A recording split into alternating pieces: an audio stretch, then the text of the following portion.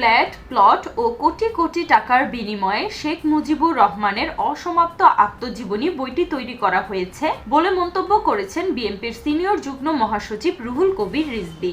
আজ বৃহস্পতিবার রাজধানীর তেজগাঁওয়ে প্রামাণ্যচিত্র ৩৬ জুলাই এর প্রিমিয়ার শোতে অংশ নিয়ে তিনি একথা বলেন। তিনি বলেন, আমিও বিশ্বাস করতাম বইটি শেখ মুজিব সাহেব নিজে লিখেছেন। পরে দেখা গেল একজন পুলিশ কর্মকর্তা ও তার সহকর্মীরা দায়িত্ব পেয়ে সেটি তৈরি করেছেন। এর বিনিময়ে তাদের দেয়া হয়েছে কোটি কোটি টাকা, ফ্ল্যাট, প্লট।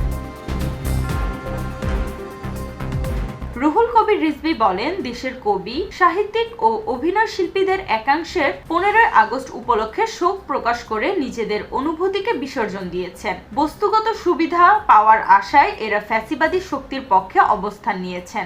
একটি দলের প্রতিষ্ঠাতাকে নিয়ে বই লেখার পুরস্কার স্বরূপ বিগত সরকার একজন পুলিশ কর্মকর্তাকে সর্বোচ্চ পদে পদোন্নতি দিয়েছে।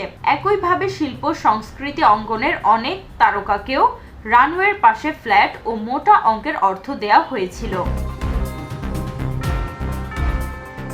15 আগস্ট নিয়ে সেলিব্রিটিদের পোস্ট দেওয়ার প্রসঙ্গ টেনে রিজভী বলেন, অভিনয় শিল্পী ও মিডিয়ার সঙ্গে যুক্ত মানুষদের তো সবচেয়ে সংবেদনশীল হওয়ার কথা, অথচ যারা পানি লাগবে পানি বলে গুলিবিদ্ধ বন্ধুর জন্য ছুটে গিয়েছিল সেই দৃশ্য তাদের মনকে একটুও নাড়া দিল না। অথচ তারা শোকের নামে পোস্ট দিচ্ছেন, নানা প্রশংসা করছেন। আসলে তারা তাদের সেই অনুভূতির জায়গাটা বিসর্জন দিয়েছেন। জুলাই আন্দোলন চলাকালে গ্রেফতারের পর ডাকসুর সাবেক ভিপি নুরুল হক নূর ও সাবেক ছাত্রনেতা সুলতান সালাউদ্দিন টুকুর উপর ভয়াবহ নির্যাতনের উদাহরণ টেনে রিজভী বলেন, আন্দোলনের সময় তাদের উপরও নির্যাতন চালানো হয়েছে। ডাকসুর ভিপির গায়ে হাত দিয়েছে ফ্যাসিস্ট সরকার। এটাই প্রমাণ করে তাদের মানসিকতা কতটা দমনমূলক।